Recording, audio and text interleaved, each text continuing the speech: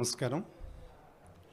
యువ కళావాహిని నిర్వహిస్తున్నటువంటి సినారే 93వ జయంత్యుత్సవ సమావేశం ఇది ఒక మంగళకరమైనటువంటి సన్నివేశంగా భావన చేస్తూ వేదిక మీద ఉన్న వాళ్ళలో ముఖ్యంగా యువ కళావాహినికి ఒక వెన్నెముక లాంటి వ్యక్తి సారిపల్లి కొండలరావు గారు. వదాన్యతలో బహుశా ఈ ఆధునిక కాలంలో శిబి చక్రవర్తి ఎవరు అంటే ఆయన పేరే సారిపల్లి కొండలరావు గారు. సంస్థలకి వాళ్ళ కార్యక్రమాలకి ఆయన వదాన్యత ప్రకటిస్తూ ఉన్న కొంతమంది వ్యక్తులపైన కూడా ఆయన విశేషమైన అవ్యాజమైనటువంటి ప్రేమను కురిపిస్తారు. అటువంటి వాత్సల్యానికి నోచుకున్నటువంటి వ్యక్తిని నేను మా కొండలరావు గారి ద్వారా ఇవాళ సినారే పేరిట ఈ గౌరవాన్ని నేను అందుకుంటున్నాను అంటే తప్పనిసరిగా దానికి మూల కేంద్రం మా కొండలరావు గారే. వారిద్దరూ అనుమోదిస్తే తప్ప, అక్కడ ఉన్న రమణాచారి గారు కానీ సారిపల్లి కొండలరావు గారు కానీ అనుమోదిస్తే తప్ప ఇటువంటి కార్యక్రమాలు ఆచరణ సాధ్యం కావు. అంచేత వారికి ముందుగా నమస్కరిస్తున్నాను. ఇక ఈనాటి సభాధ్యక్షులు ఇంతకుముందే ఒక న్యాయాధీశ ముఖ్య అతిథిగా వచ్చింది కనుక ఈ రాష్ట్రం రెండు వర్గాలుగా విడిపోయినప్పుడు, రెండు రాష్ట్రాలుగా ఆ న్యాయమూర్తి ఒక మాట అన్నాడు రమణాచారి గారిని ఇలాంటి వేదిక మీద. రెండు రాష్ట్రాలు విభజించుకోలేని సాంస్కృతిక సంపద ఏదైనా ఉంటే అది రమణాచారి అన్నాడు. దేన్నైనా మనం విభజించుకోవచ్చు కానీ విభజించుకోలేనటువంటి ఏకైక వ్యక్తి నిధి అటువంటి ఆ వ్యక్తి రమణాచారి గారు. వారి వాళ్ళ వేదిక మీద ఉండడం, నా పట్ల వారికి విశేషమైన వాత్సల్యం ఉండడం నా అదృష్టంగా భావన చేస్తున్నా. మా అక్కయ్య కృష్ణక్క నాకు సంబంధించిన ఏ కార్యక్రమం ఉన్నా తప్పనిసరిగా వస్తారు. ఆవిడ తన ఆశీస్సులు అందజేస్తారు. ఆమెకు నమస్కరిస్తూ ఉన్నాను. శైలజామిత్ర గొప్ప కవయిత్రి. ఒకసారి ఎప్పుడు నా రమణాచారి గారు ఒక వేదికాముఖంగా ప్రకటించారమ్మా నేను నీకు ఫ్యాన్ని అని. ఎందుకంటే చాలా సందర్భాల్లో ఆమె కవితల్ని ఉదహరిస్తూ ఉంటారు. మరి తనను కవితలను అలా ఫాలో అయ్యేటువంటి ఒక వ్యక్తిని తయారు చేసుకుందంటే అది ఆమె అదృష్టం. ఆమె ఈవేళ మాట్లాడడం ఆనందంగా ఉంది.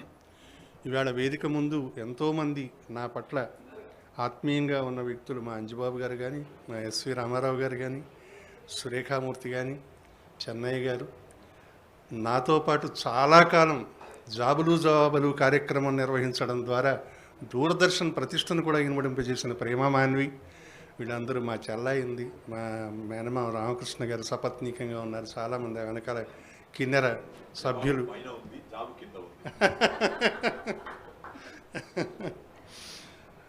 తర్వాత మా నాన్నగారితో పాటు చదువుకున్న వ్యక్తి రాజ్యశ్రీ గారు. ఆవిడ పాపం ప్రత్యేకంగా నేను ఎవరితో సహాధ్యాయునై ఉన్నానో వాళ్ళ అబ్బాయి కూడా చదువుకుంటున్నాడని ప్రత్యేకంగా వచ్చింది. ఇలాంటి వాళ్ళందరికీ, రఘురామ్ గారికి, విజయ్ కుమార్ గారికి అందరికీ నమస్కరిస్తూ ఉన్నాను. నిజానికి ఈవేళ కృతజ్ఞతలు మాత్రమే చెప్పుకోవాల్సింది. అలాగే లంకా లక్ష్మీనారాయణ గారు, మా సతీష్ గారు, హమీద్ గారు అందరికీ నమస్కారం.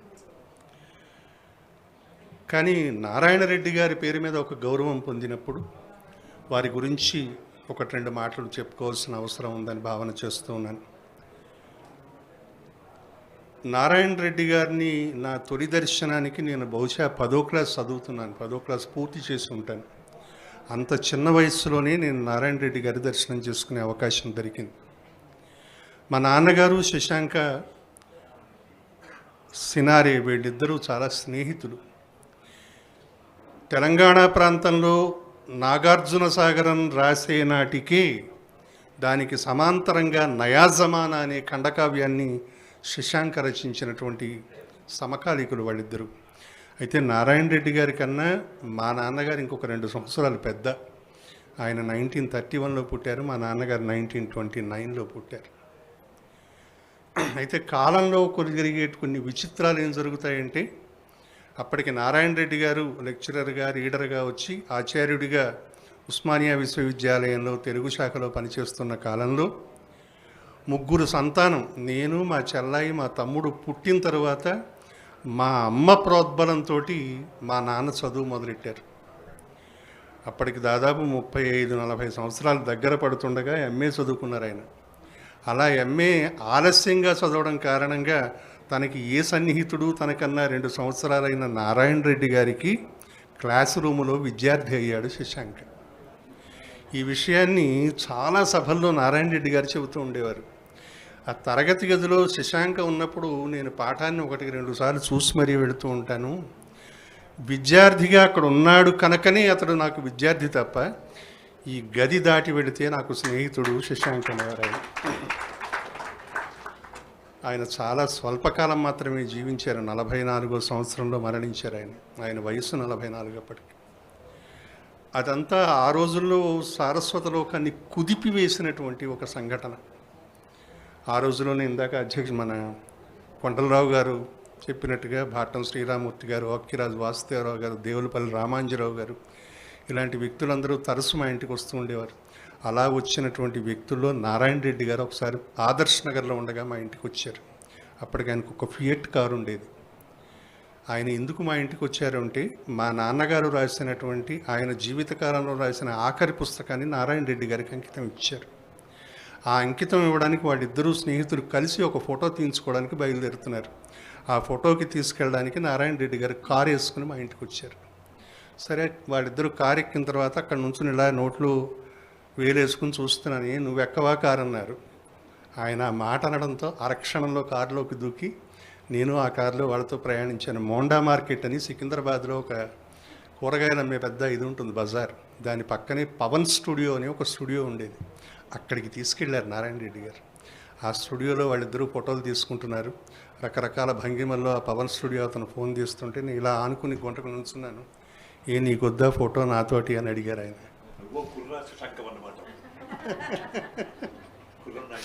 ఆయన కుర్రన్నాయుడిలాగా నేను కుర్ర శశాంక్. ఆయన అన్న మాటతోటి అరక్షణంలో అక్కడికి దూకి వారితో ఫోటో 10 ఏళ్ల ప్రాయంలో 10వ తరగతి చదువుతున్న వ్యక్తిగా నారాయణ రెడ్డి గారితో నా జీవితంలో ఉన్న మొదటి ఫోటో అది. అలాంటి ఒక గొప్ప జ్ఞాపకం. ఆ రోజు నుంచి నారాయణ రెడ్డి గారు నా పట్ల, అంటే నారాయణ రెడ్డి గారికి అదర్వైజ్ నేను తెలిసే అవకాశం లేదు. చాలా పెద్దవాళ్లే చాలామంది ఉంటారు.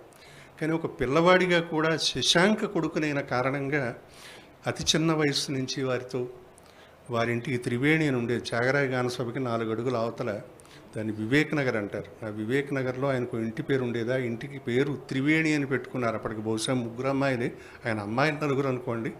బహుశా గంగా, యమున, సరస్వతి ఉండడం చేత త్రివేణి పెట్టారు. ఆ తర్వాత కృష్ణవేణి పుట్టింది ఆయనకి. ఆ ఇంటికి కూడా ఆయన కోసం వెళ్ళేవాడిని, మా నాన్నగారి పుస్తకం ఇవ్వడానికి, చేయడానికి.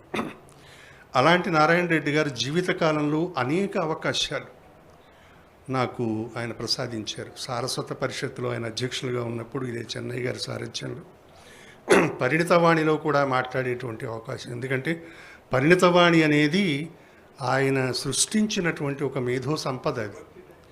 అలాంటి పరిణితవాణి సిరీస్లో కూడా మాట్లాడేటువంటి అవకాశం నారాయణ రెడ్డి గారి బహుశా సూచన మేరకు జరిగి ఉంటుంది.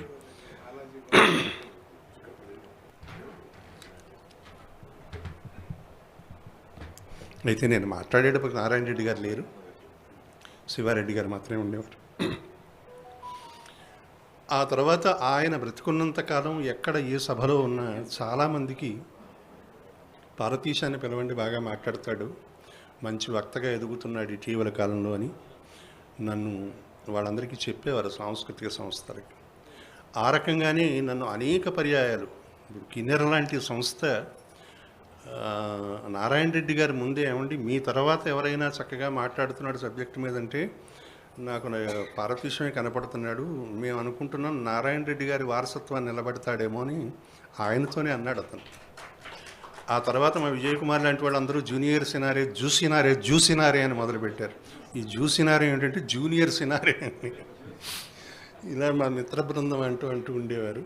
అదొక ఆనందకరమైనటువంటి సన్నివేశం. ఏదైనా అటువంటి మహనీయుని పేరిట ఒక గొప్ప పురస్కారాన్ని నాకు అందించినందుకు యువకళావాహినికి, ముఖ్యంగా మా రామారావు గారికి, లంకా లక్ష్మణకి నా కృతజ్ఞతలు తెలియజేస్తూ, వారి గురించిన 1-2 మాటలు మాత్రం ఆయన పుట్టినప్పుడు సాధారణంగా నారాయణ రెడ్డి గారు చాలా పాటలు రాశారు.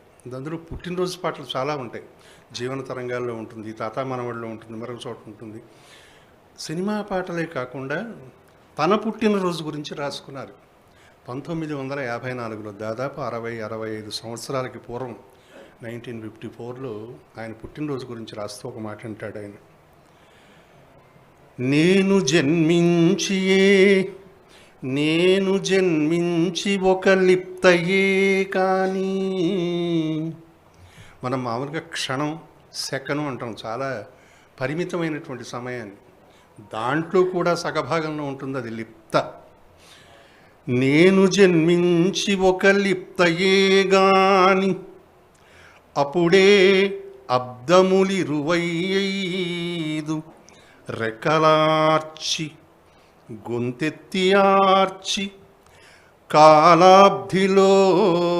రాలిపడెనందురదియే చిత్రము నాకు. ఆయనకి 25 సంవత్సరాలు వచ్చాయి ఈ పద్యం రాసే నాటికి. ఆయనకి మనసులో భావన నేను పుట్టి ఇంకా ఒక సెకండ్ అయింది, ఒక లిప్త మాత్రమే అయింది అన్నట్టుగా భావన చేస్తున్నాడు ఆయన. కానీ 25 అబ్దాలు ఆ కాల ప్రవాహంలో కాలాబ్ధిలో రాలిపోయాయట. అందుకే నాకు చాలా చిత్రంగా ఉంది అంటాడు ఆయన. అని మీ కనులకేను కనిపింతూ, మీరందరూ చూస్తున్నారు, నేను 25 ఏళ్ళకి ఎదిగాను కాబట్టి మంచి నారాయణ రెడ్డి గారి పాఠశాల వయసులో ఎలా ఉన్నా కళాశాల వయసు వచ్చేటప్పుడు ఫోటోలు ఇప్పటికీ దొరుకుతాయి.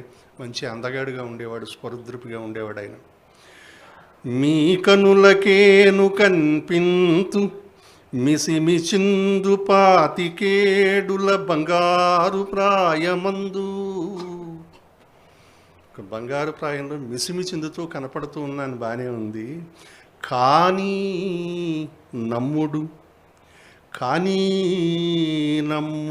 నమ్మండి, చీకటి కడుపు చీల్చి బయటపడినట్టి వెల్తురు పాప నేను.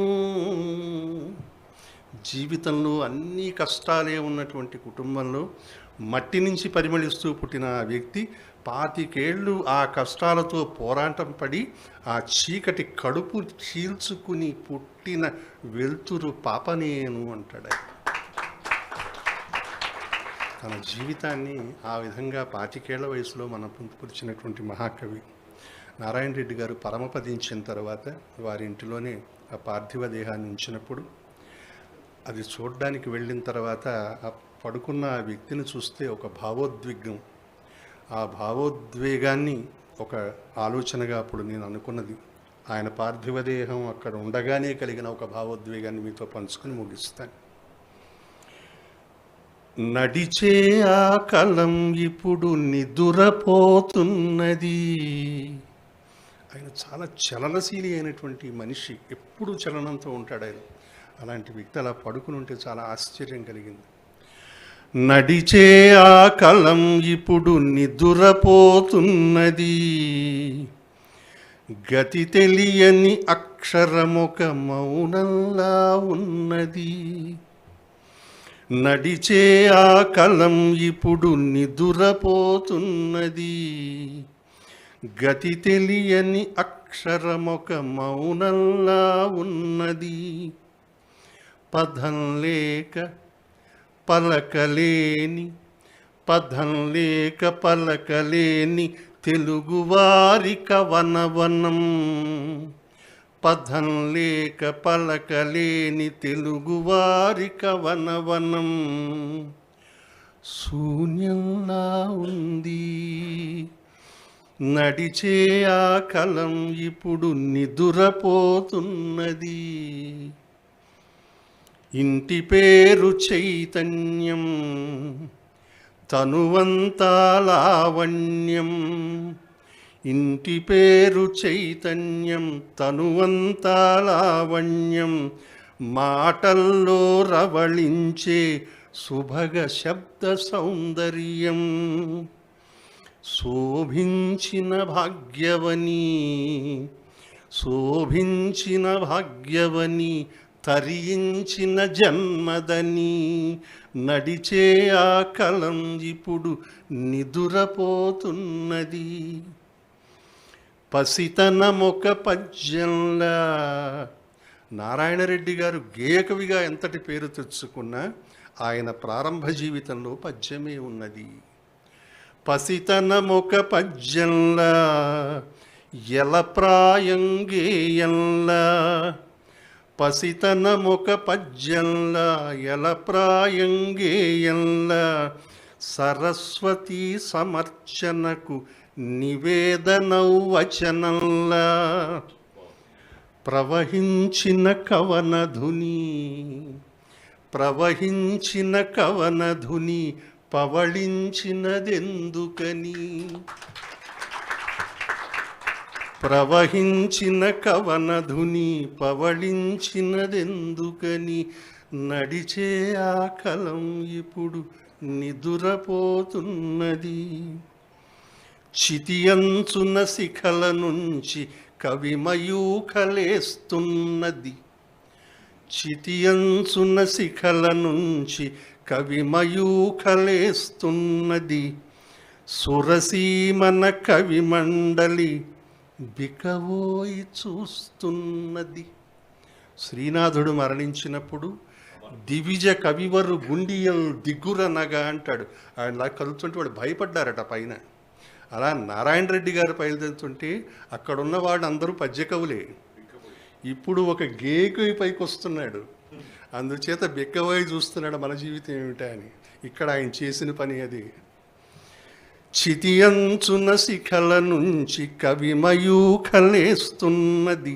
సురసీమన కవిమండలి బికవోయి చూస్తున్నది. గీర్వాణికి కీర్తికైత నారాయణ ధ్యేయం. తనకి ముందు ఉన్న సురవరం ప్రతాపరెడ్డినో, విశ్వనాథ సత్యనారాయణ గారినో, మధునాపంతులను, పుట్టపర్తి నారాయణాచార్యులను కీర్తిగానం చేసిన వాడు నారాయణ రెడ్డి గారు. ఇప్పుడు ఆయన ధ్యేయం ఏమిటంటే గీర్వాణి, ఉభయ భాషావాణి. ఆమెను సన్నుతించడానికి, గేయరూపంగా సన్నుతించడానికి పైకి వెళుతున్నాడు ఆయన. గీర్వాణికి కీర్తికైత నారాయణ ధ్యేయం గీతామృతమై. అంతవరకు ఎవరు సన్నిధి చేసినా పద్యంలో మాత్రమే చేశారు. నారాయణరెడ్డి గారు వెళ్ళిన తర్వాత స్వర్గం కూడా గీతామృతమై చెలగింది. గీతామృతమై చెలగే, గీతామృతమై చెలగే నాకం రమణీయం. స్వస్తి.